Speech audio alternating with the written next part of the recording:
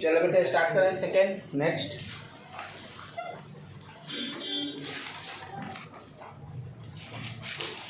तो electric field versus x का graph हम लोग देख चुके।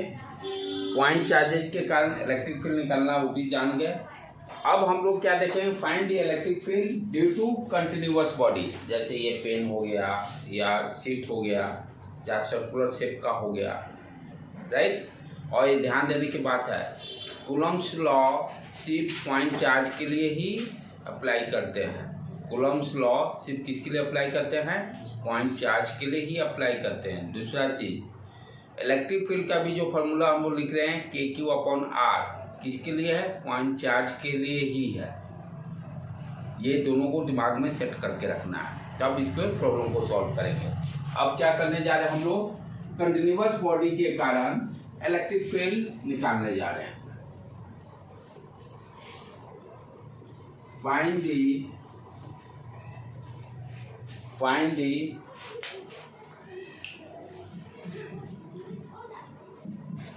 इलेक्ट्रिक फील्ड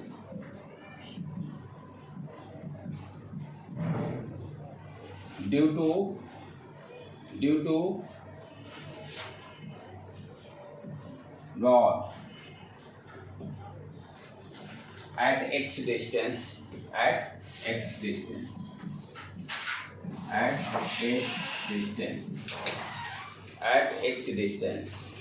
ठीक है। क्या करेंगे, बस एक रॉड कंसीडर किए, यही मान लो मेरा पेन ही है, ठीक। और इससे x डिस्टेंस पर यानी P पॉइंट पर इलेक्ट्रिक फील्ड निकालने जा रहे हैं। अभी तक सारे कॉन्सेप्ट हम लोग सिर्फ पॉइंट चार्ज के लिए पढ़े हैं। अब फर्स्ट टाइम हम लोग क्या करने जा रहे हैं भाई, कंटिन्यूअस रॉड हो, रॉड के कारण यहाँ से x रॉड का लेंथ L कंसीडर कर लेते हैं, रॉड का लेंथ L कंसीडर कर लेते हैं। और P पॉइंट पर मुझे इलेक्ट्रिक फील्ड निकालना है, P पॉइंट पर इलेक्ट्रिक फील्ड निकालना है। तो अब कैसे कॉन्सेप्ट कैसे अप्लाई करेंगे, यहाँ तो वही समस्या है। क्या मान लो टोटल चार्ज Q दे दिया है, रॉड पर इनफॉर्मली डिस्ट्रीब्यूटेड है, यानी plus Q charge informally distributed है, plus Q charge informally distributed है।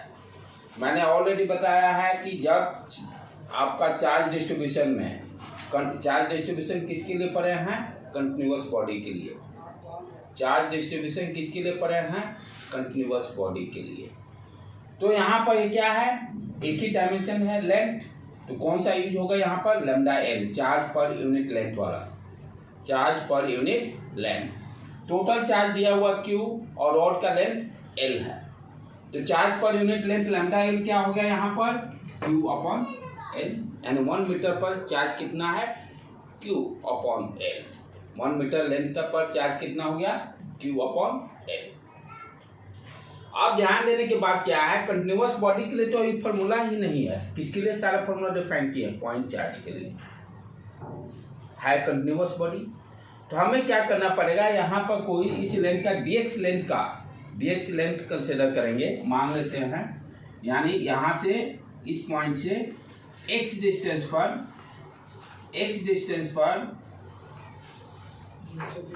इस पॉइंट से x डिस्टेंस पर, x ये ले लेना, इसको दूसरा कुछ ले लें हम लोग, या यहीं से x ले लेते हैं, इस पॉइंट से ही P पॉइंट से x डिस्टेंस पर, क्योंकि P पर हमें निकालना है, P पर इसको a दे देते हैं, x हटाकर वेरिएबल के अलावा a दे दो। तो P पॉइंट से x डिस्टेंस पे क्या करेंगे, एक dx एलिमेंट कंसीडर करेंगे। क्यों करने जा रहे हैं, क्योंकि dx एलिमेंट के कारण क्या होगा, चार्ज dq पॉइंट चार्ज हो जाएगा। कैसे कॉन्सेप्ट को डेवलप कर रहा है, क्या कि इस पॉइंट पर निकालना है, यहाँ से x जिसमें एक छोटा सा ये पतला सा dx एलिमेंट कंसीडर किए। dx क्या होगा, लेंथ के अलॉन्ग, तो dx का इसका चार्ज निकल जाएगा dq, ये dx लेंथ हो गया, dq हम लोग निकाल सकते हैं। इस dq को हम पॉइंट चार्ज कंसीडर कर सकते हैं, इस dq को पॉइंट चार्ज कंसीडर कर सकते हैं। और dq कितना होगा, dq का वैल्यू, dq 1 मीटर का लैम्डा L है, तो lambda L into D X, lambda L into D x.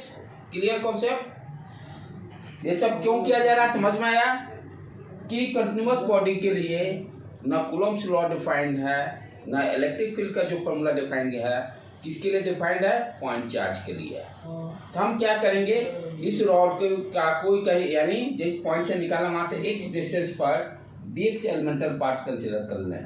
Y? क्योंकि उसको पॉइंट चार्ज बना सकते हैं। dq पॉइंट चार्ज बन गया और dq का वैल्यू कितना हो गया? dq equal to lambda L into D X. इसीलिए हम लोग चार्ज डिस्ट्रीब्यूशन शुरू में पढ़े। चार्ज डिस्ट्रीब्यूशन पढ़ने का यही लॉजिक था, charge per unit length, charge per unit surface area, charge per unit volume. Right? अब हमें क्या निकालना है? Electric field.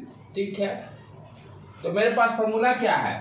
E equal to के क्यू अपॉन आर स्क्वायर, यही जानना है। लेकिन यहाँ क्या है? एलिमेंटल है, dx लेंथ है, dq चार्ज है, तो d क्या हो जाएगा? d इक्वल टू के डी क्यू अपॉन यहां से डिस्टेंस x, तो एक्स स्क्वायर लिख देंगे, कोई दिक्कत? अब डी क्यू का वैल्यू रख देते हैं जो यहां निकाले हुए हैं। डी क्यू क्या हो गया? लैम्डा एल के लिख दे, के lambda L D X upon x square. Okay done. देखो आ गया। डिफरेंस इंटीग्रेशन भी हो सकता है, एक्स दोनों वेरिएबल आ गए। के कांस्टेंट है, लैम्डा एल भी कांस्टेंट है। अब क्या करेंगे? इंटीग्रेट कर देंगे।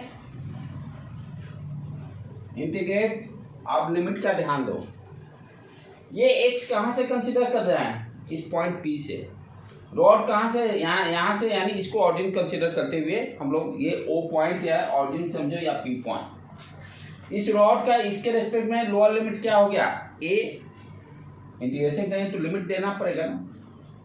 लोअर लिमिट यहाँ से, रॉड यहाँ से स्टार्ट हो रहा है ना, तो इस पॉइंट से रॉड A डिस्टेंस पर है, तो लोअर लिमिट A डाल दिए।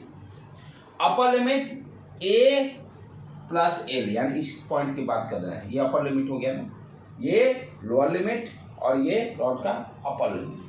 तो इस पॉइंट से अपर लिमिट क्या हो गया? एल प्लस ए, ये ए है तो अपर लिमिट यहाँ क्या हो गया? L plus A. Clear concept? अब इंटीग्रेशन हम लोग जानते हैं, ये इसको x का पावर -2 कर दो, बाहर कॉन्स्टेंट सारा निकाल दो पहले।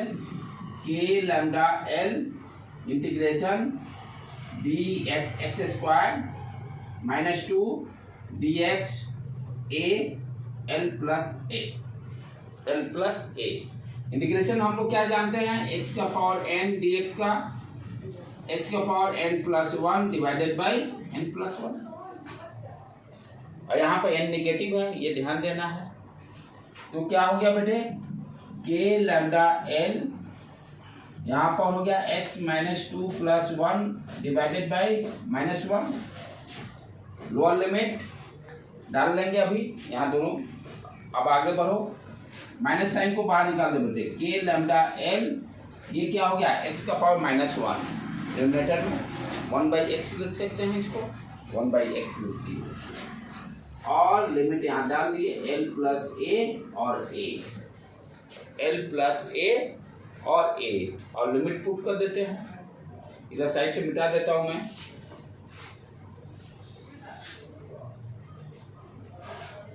तो इलेक्ट्रिक फील्ड कितना आ गया अपना? E equal to -k lambda L 1/l plus a -1/a। अब इसको सॉल्व कर दे। k lambda L l plus a into a minus l minus a उड़ गया, minus minus plus, k lambda L into l divided by a l plus a। Lambda का value put करना तो q upon l डाल सकते हैं, q upon del, q upon l, ऊपर में भी न्यूमरेटर में भी l है, a l प्लस a उड़ गया, k q upon a l plus a। तो ये बोर्ड एग्जाम के लिए दिस क्वेश्चन इज इम्पोर्टेंट, नहीं आएगा क्वेश्चन बोर्ड एग्जाम के लिए। और कॉम्पिटिटिव के लिए कॉन्सेप्ट है कैसे हम लोग इसको पॉइंट चार्ज कंसिडर कर रहे हैं। कुणाल ये पक्का रहना है इस तरह के क्वेश्चन बोर्ड में।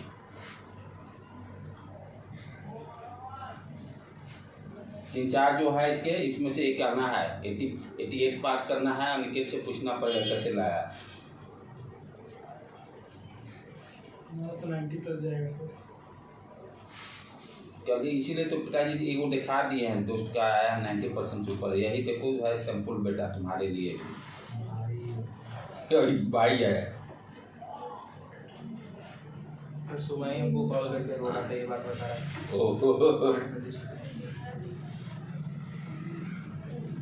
मेरा वो बीएमसी का मेंस वाला टेस्ट से कंपैरिजन कर रहा है, वो बोर्ड का था।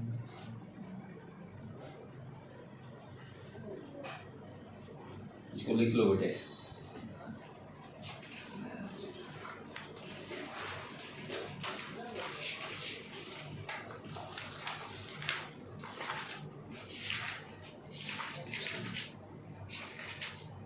पिछले साल का नोट से तो फिर से तो बनाने की जरूरत नहीं है। क्लास में रिकॉर्डिंग है ही तो अब तो भी जब भी रिवाइज करना हो देख के अपना आराम से। ऑर्गेनिक वाला शुरू कर दिया। हाँ ऑर्गेनिक वाला चालू कर दो जितना शुरू से। 8 लेक्चर हो गए। उसको जितना बार के रिवाइज करोगे उतना ही बेनिफिट करेगा। इस बार ऑर्गेनिक का टारगेट रखना 150 क्रॉस। माइंडसेट पहले से ही क्लियर रखना है। फर्स्ट टेस्ट से ही उसकी शुरुआत करना है। फर्स्ट टेस्ट से ही 150 क्रॉस मिशन उसमें यही रखना है। फिजिक्स में 130 क्रॉस वो पहुँच जाएगा। केमिस्ट्री को उठाना है किसी भी हालत में। केमिस्ट्री ही सिलेक्शन कराएगा, जेई हो या नेट हो। आपको बाउंड्री में सिलेक्शन लाना है, अच्छा नंबर लाना है कॉलेज के लिए, केमिस्ट्री को ही पुशअप करना पड़ेगा। फिजिक्स एक सैचुरेशन लेवल पे आ जाता है, बायो भी सैचुरेशन लेवल पे आ जा सकता है। केमिस्ट्री है एक मेहनत के बलबूते पे उसमें बहुत स्कोर कर सकते हैं। उसके लिए ज़्यादा दिमाग की भी जरूरत नहीं है। उसमें जो जितना हार्डवर्क करेगा उतने स्कोर उठाएगा। और हर बच्चे यही करते हैं। जब एक लेवल आ जाता है केमिस्ट्री को ही पुशअप करते हैं, तो उसकी वही टारगेट रखना है। केमिस्ट्री को इस बार 150 क्रॉस ले जाना है। वहाँ पे जो एक्स स्क्वायर है, इंटीग्रेशन ये देखो। हाँ वहाँ पे -2 पावर -2। उसके बाद फिर यहाँ ये यहाँ इसके बाद ये सीक्वेंस गया है और फिर ऊपर आ गया। यहाँ पे सर क्या लिखा है कि Q/K यहाँ पर ये वैल्यू सीधे पुट करो आप। Lower limit upper limit integration में सर ये नीचे एक साइड ये वाला ये लैम्डा एल का वैल्यू रख दिए Q/L और कैलकुलेशन L कैंसिल हो गया। Q/A L+A। फिजिक्स में कोशिश करना है, उसमें भी जा पहुंच सकते हैं। जो लेवल अटेंड कर लिए हैं उससे कोशिश करना नीचे नहीं आने का।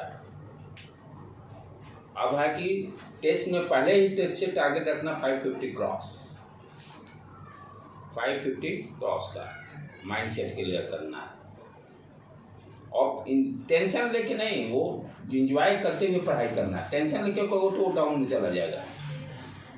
हमेशा जैसे होता है यानी उसमें इंटरेस्ट रहेगा तभी आपको टेंशन फ्री रहोगे। और कोई और बड़ा मिशन नहीं है। सिर्फ कंटिन्यूअस स्टडी डिसिप्लिन लाइफ 1 साल और मेंटेन रखना है। प्रॉपर जिस टाइम पे जगते हैं उस समय जगना, जितना पढ़ना कंटिन्यू बस वही फॉलो करना है। हम तो सर बायो और थोड़ा बहुत ऑर्गेनिक पढ़ेंगे। खाली ये ध्यान रखना है कि ये नहीं कि 2 दिन पढ़े 3 दिन बैठ गए, वो स्थिति नहीं होने देना। भाई 2 ही 3 घंटा पढ़ रहे। हाँ जो भी पढ़ो रेगुलर पढ़ो और धीरे धीरे जैसे जैसे महीना गुजरेगा वो धीरे धीरे अपना लेवल अटेंड कर लेने का।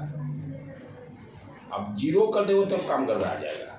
और थोड़ा सा 1 ईयर और कंसंट्रेशन, इधर उधर घूमना फिरना फैमिली वाला, वो भी थोड़ा सा कंसंट्रेशन मेंटेन रखना है। हो गया बेटे, चलें आगे। सिलेक्शन के लिए डिसिप्लिन लाइफ होना बहुत जरूरी है।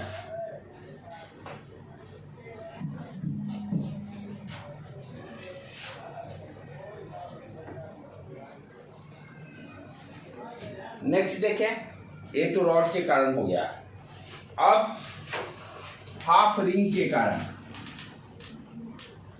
हाफ रिंग के कारण इस पर भी plus Q charge uniformly distributed है। टोटल चार्ज रेडियस दिया हुआ है आर है, और पॉइंट ओ पर नेट इलेक्ट्रिक फील्ड निकालना है। पॉइंट ओ पर net electric field concept why कोई डीएक्स एलिमेंट कंसिडर करेंगे, क्योंकि पॉइंट चार्ज के लिए सारा फॉर्मूला है। पहला काम शेप देखेंगे, शेप के हिसाब से आपका चार्ज डिस्ट्रीब्यूशन का फॉर्मूला देख लेंगे। यदि लेंथ है तो charge per unit length, surface area होगा तो charge per unit surface area. ठीक है बेटे, इट्स ओके। तो यहाँ पर क्या है, यूनिफॉर्मली जो है plus Q plus A plus charge uniformly distributed है, प्लस क्यू। अब चार्ज यहाँ ये भी लेंथ है, यदि इसको ओपन करने circumference of the half circle कितना हो जाएगा, lambda L. Total charge Q upon pi R, half circle है तो पाई आर। ठीक, अब किसी साइड से स्टार्ट करो। यहाँ पर कैसे एलिमेंटल पार्ट कंसीडर करेंगे, यहाँ पर हमें इलेक्ट्रिक फील्ड निकालना है किसी भी कोई चार्ज से। मान लो D cube charge, D X elemental part ले लिए। अब कैसे लेते हैं, ये देखो यहाँ से, ये थीटा एंगल पर डी थीटा पार्ट कंसीडर करेंगे। ये देखो तो आर्क टाइप से हो गया इस तरह से, ये डी एक्स लेंथ, ये डी थीटा लाइक दैट। ठीक, ये हो गया रेडियस आर। आप जानते हो थीटा इक्वल टू क्या होता है, एल अपॉन आर। यहाँ से आप क्या लिख सकते हो, D theta equal to D X upon R. देखेंगे कहीं जरूरत पड़ेगा तो इसको यूज करेंगे। तो हमने क्या किया कि थीटा एंगल पर डी थीटा पार्ट कंसीडर किया, जिसके कारण डी एक्स लेंथ कंसीडर किए। अब इसके कारण इलेक्ट्रिक फील्ड निकालना है पॉइंट ओ पर। इस डी एक्स एलिमेंट के कारण, डी एक्स एलिमेंट क्या देगा, D Q charge. D Q charge ये निकाल सकते हैं, डी क्यू कितना हो जाएगा, D Q equal to lambda L into D X, lambda L into D X. अब इसके कारण इलेक्ट्रिक फील्ड, ध्यान से देखो बेटे, यही direction D L, D x length है तो डी इलेक्ट्रिक फील्ड भी कंसीडर कर लिए। अब ध्यान से यहाँ से ये देखो, ये थीटा है तो ये भी थीटा। यहाँ पर डी जो इलेक्ट्रिक फील्ड है, यहाँ पर आप देखोगे तो क्या हो रहा है, इसके दो कंपोनेंट होंगे, एक अलोंग एक्स एक्सिस, एक अलोंग वाई एक्सिस। सब इंक्लिनेशन पे है ना। तो हम लोग जानते हैं डी थीटा यहाँ पर ना, ये इधर कौन सा कंपोनेंट आ जाएगा, डी कॉस थीटा, और वर्टिकल में डी साइन थीटा। राइट। आप जैसे जैसे ये एलिमेंटल पार्ट बढ़ाते चले जाओगे, 90 डिग्री क्रॉस करने के बाद आप इधर के किसी एलिमेंटल पार्ट को कंसीडर करो। इसके कारण क्या होगा, इलेक्ट्रिक फील्ड, ये डायरेक्शन, एंगल जो भी बनाएगा ये एंगल थीटा। राइट।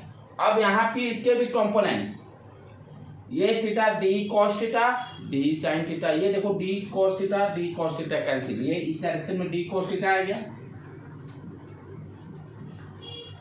और यहाँ पर डी कॉस थीटा इस डायरेक्शन में, दोनों एक दूसरे को कैंसिल करें। यानी हाफ क्रॉस करिएगा तो एक्स कंपोनेंट कैंसिल हो रहा है, हाफ क्रॉस कीजिएगा तो क्या हो रहा है, एक्स कंपोनेंट कैंसिल हो रहा है, और डी साइन थीटा दोनों के कारण आया इधर। तो यहाँ पर हम क्या देख रहे हैं कि रिंग के, हाफ रिंग के केस में यहाँ पर एक्स कंपोनेंट मेरा कैंसिल हो जा रहा है, सिर्फ कौन सा रह रहा है, डी साइन थीटा। तो इलेक्ट्रिक फील्ड जो निकालेंगे, नेट इलेक्ट्रिक फील्ड क्या हो गया, net electric field at O D E sine theta, यही होगा बेटे, क्योंकि बाकी तो ये दोनों तो कैंसिल हो गया कंपोनेंट। हाफ क्रॉस करने के बाद सारे कंपोनेंट, जैसे जैसे आप यहाँ पर रहो उसी तरह से यहाँ भी आप देखो, जैसे आगे बढ़ोगे सारे एक्स कंपोनेंट पूरा आते चला जाएगा, सिर्फ वाई कंपोनेंट रहेगा। अब चले डी निकालना है। अब पहले तो इंटीग्रेशन करना है इसका, तो डी कैसे निकालेंगे? डी फॉर्मूला क्या हो गया? के डी क्यू अपॉन रेडियस है तो आर स्क्वायर। डी क्यू कितना हो गया? Lambda L into D X, यहाँ रख दें, lambda L into D X upon R square. ठीक है, वहां सारे वैल्यू को रखते हैं। D K lambda L D X upon R square sine theta.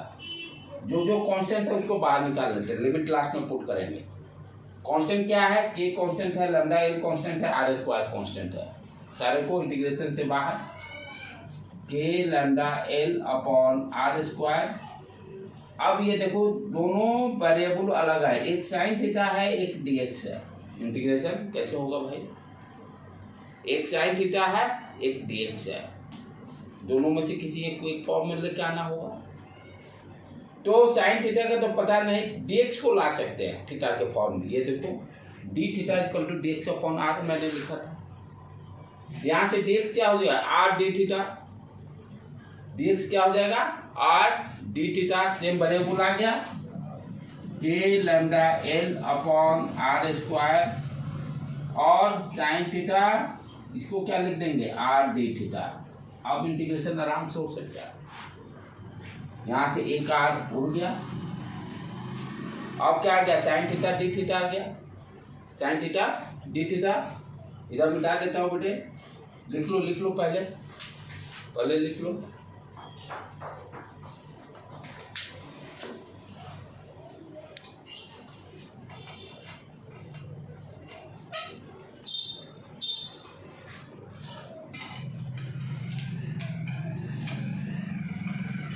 हाँ, लेकिन एक चीज है कि बैठ के प्रैक्टिस करो तो फायदा करेगा।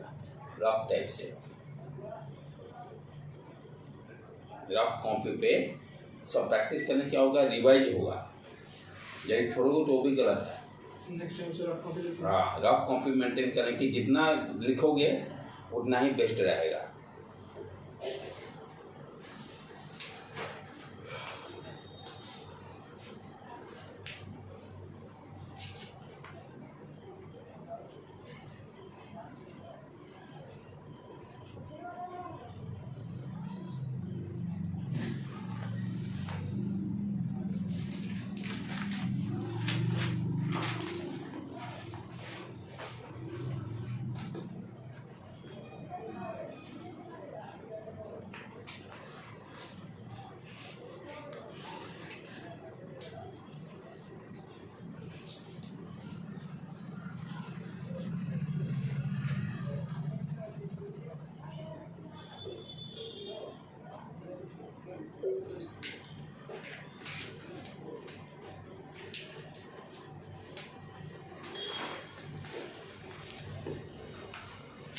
हो गया बेटे?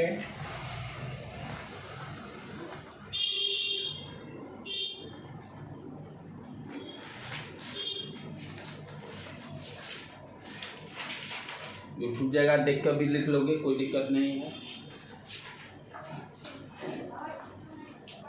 आगे बढ़ूं मैं इंटीग्रेशन, क्योंकि अब इंटीग्रेशन ही करना है। अब लिमिट देखो ध्यान से, ये थीटा कहाँ से चालू हो रहा है? 0 डिग्री से बढ़ते जा रहे हैं। पूरा पार्ट को कवर करने के लिए थीटा कितना आना पड़ेगा? 5 डिग्री पर। तो लोअर लिमिट इसका क्या हो गया? 0 degree, upper limit pi, upper limit pi. चलो यहाँ से मिटा देता हूँ बेटे।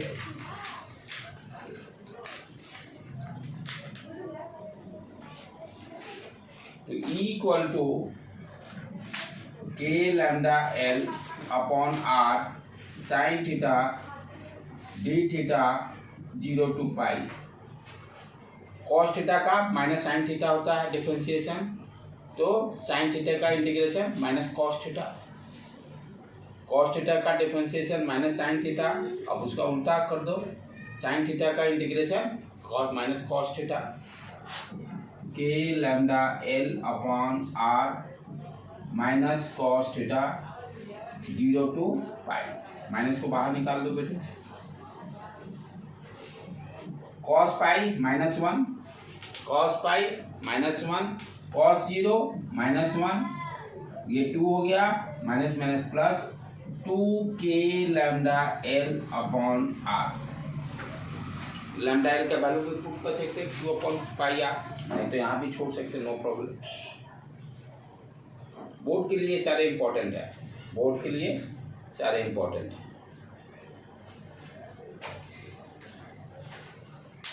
ठीक है, पहले लिख लो, तो एक लास्ट छोटा से करके तब क्लास को ओपन करते हैं।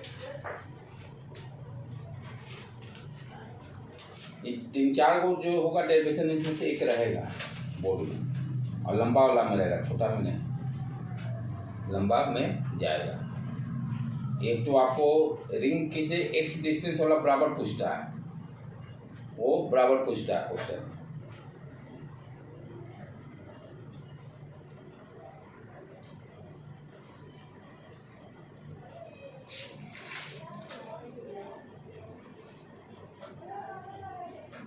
लिख लिए पुनः।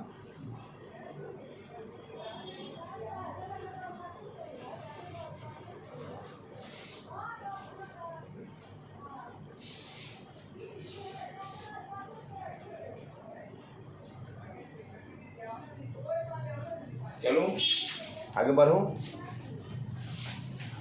आप जैसे ये रिंग का हाफ रिंग का देखें, 1/4 रिंग दिया रहेगा तब 1/4 रिंग दिया रहेगा तब आज जस्ट इसको हिंट दे देता हूँ, कल इसको कंप्लीट कर लेंगे। थोड़ा सा रात में आप लोग प्रैक्टिस भी कीजिएगा।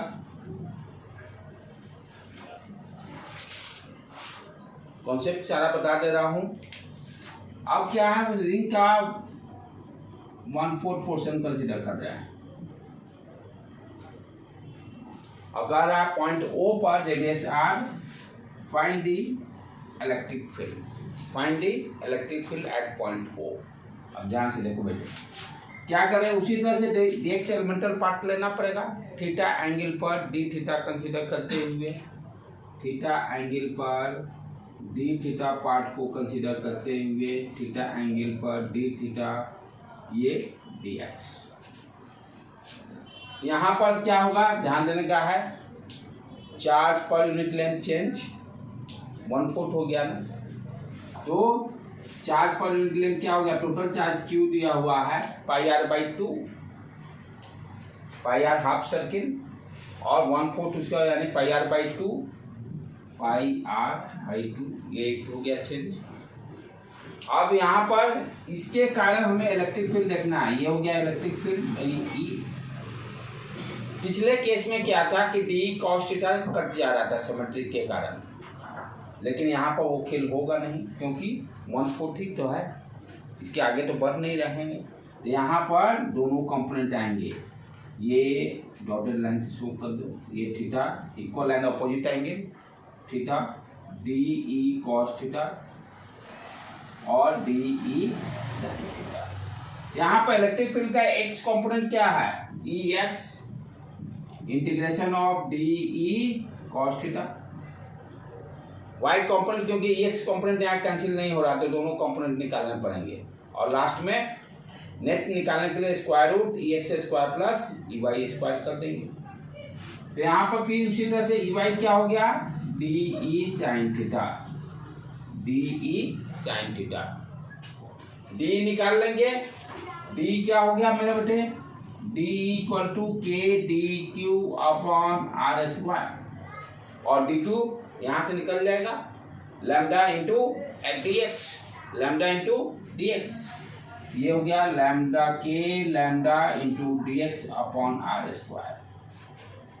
साइन थीटा है cos थीटा है, तो dx को थीटा के टर्म में ले जाएंगे, formula theta = l upon r, तो dx = r d थीटा लिख देंगे, r d थीटा।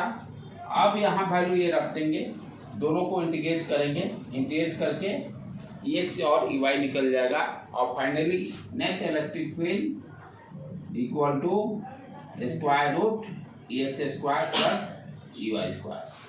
एक बार ट्राई कीजिएगा, नहीं तो कल मैं इसको फिर से दोबारा करा लूँगा। ठीक है बेटे, आज यहीं रहने देते हैं। आज जाके दोनों को प्रैक्टिस जरूर कीजिएगा।